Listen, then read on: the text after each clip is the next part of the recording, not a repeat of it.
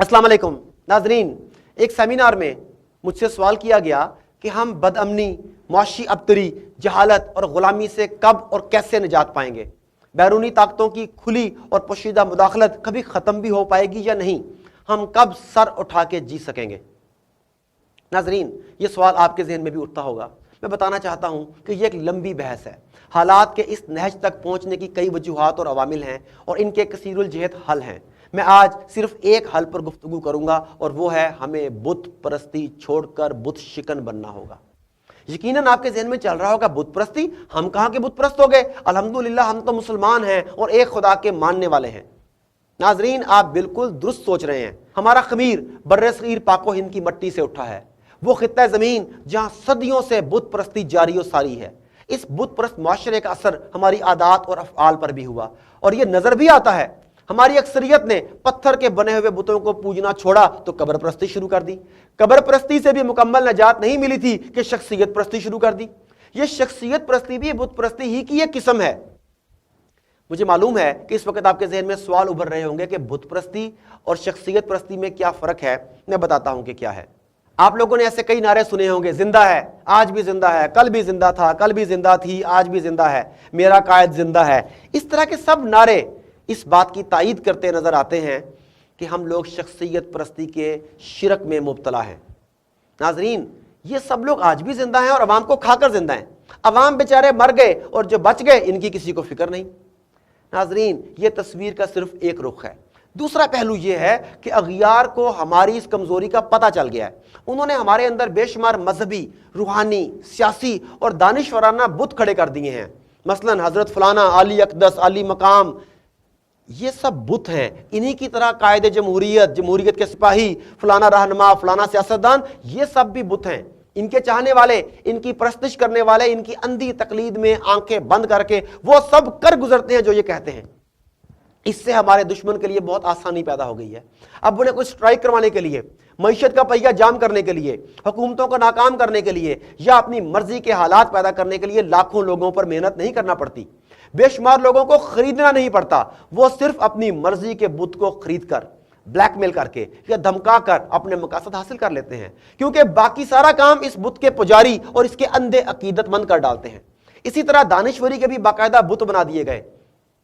ये दिफाई मामलात के दानिश्वर हैं, ये इकोनॉमिक्स के अकले कुल हैं, ये सियासियात और बैनुल अक़वामी दाव पेच के माहिर हैं, ये समाजी मामलात में हरफ आखिर हैं, वगैरह वगैरह। और हमने हकीकत समझ लिया। साजिश ये हुई कि बौनों को देव, जाहिलों को दानिश्वर, बुज़दिलों को बहादुर और गद्दारों को मुहिब्बे वतन होने के सर्टिफिकेट देकर हम पर यूं मुसल्लत कर दिया गया कि हमने इनकी परस्तिश शुरू कर दी और इनकी राय को हरफ आखिर मान लिया। मैं जानता हूं कि हर शख्स तो इनकी कही बातों को नहीं मानता। मैं भी यही कह रहा हूं कि दुश्मन ने एक नहीं कई बुत खड़े किए हैं और हर बुत की जाहिरी शक्ल और इसके पुजारी मुख्तलिफ हैं। दुश्मन अपने हर मोहरे को यक वक्त नहीं बल्कि मुख्तलिफ औकात में इस्तेमाल करता है। इसी तरह एक और बहुत बड़ा बुत हमारा मीडिया भी है। हमारी अक्सरियत ये समझती है कि मीडिया रिपोर्टिंग करता है, मगर दर हकीकत मीडिया रिपोर्टिंग की बजाय मखसूस मकासद के लिए जहन साजी करता है, एंगलिंग करता है। और बेशतर औकात ये जहन साजी नहीं बल्कि ज़हनी तखरीबकारी होती है। मीडिया के जरिए कच्चे जहनों को अपनी मर्जी के मुताबिक ढालकर मन चाहे नताइज हासिल किए जाते हैं। जिस तरह गोएबल्स को हिटलर का वजीर झूठ कहा जाता था, प्रोपेगेंडा मिनिस्टर, बिल्कुल इसी तरह मीडिया अपने आकाओं के लिए गोएबल्स की जिम्मेदारियां सर अंजाम देता है। सादालू अफराद स्क्रीन पर दिखाए जाने वाले सफेद झूठ को भी हकीकत साबिता समझ लेते हैं। इस बुत को तोड़ना और इसके सहार से निकलना आज़ादी और कामयाबी के लिए बहुत ज़रूरी है।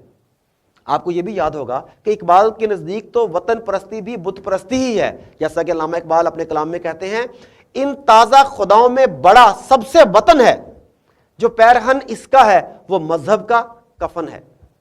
नाजरीन, अल्लामा इकबाल की बसीरत और इनकी ज़हनी पुख्तगी का तो ज़माना मोतरिफ है। अब आप इसी शेर को ले लें। उन्होंने जिस खदशे को इस शेर की शक्ल दी वो असर हाजिर में अपनी तमाम तर बुराइयों और मनफी नताइज के साथ इस वक्त सामने आ गया जब सबसे पहले पाकिस्तान का नारा लगाया गया। उम्मत के तसव्वुर की नफ़ी करके वतनीयत को फ़रोग़ दिया गया। उम्मत मुस्लिमा को सरहदों में तकसीम कर दिया गया। फिर इसी नारे को बुनियाद बनाकर लाखों मुसलमानों के कत्ले आम की राह हमवार की गई। इसी खोखले नारे की आड़ में उम्मत मुस्लिमा के मसाइल से लाताल्लुकी और तागूत की इआनत की गई, यानी मजहब को वतनीयत का कफन दे दिया गया। پھر وطن میں موجود چند اداروں کو مقدس گایا یعنی بت بنا دیا گیا، جن کے کسی بھی قول، فعل اور عمل پر تنقید نہیں کی جا سکتی۔ انہیں مقدس بت قرار دے کر ہر طرح کے قانون سے آزاد قرار دے دیا گیا۔ ناظرین، میں یہ نہیں کہہ رہا کہ محب وطن ہونا جرم ہے، نہیں، قطعاً نہیں، بلکہ یہ تو پسندیدہ ہے۔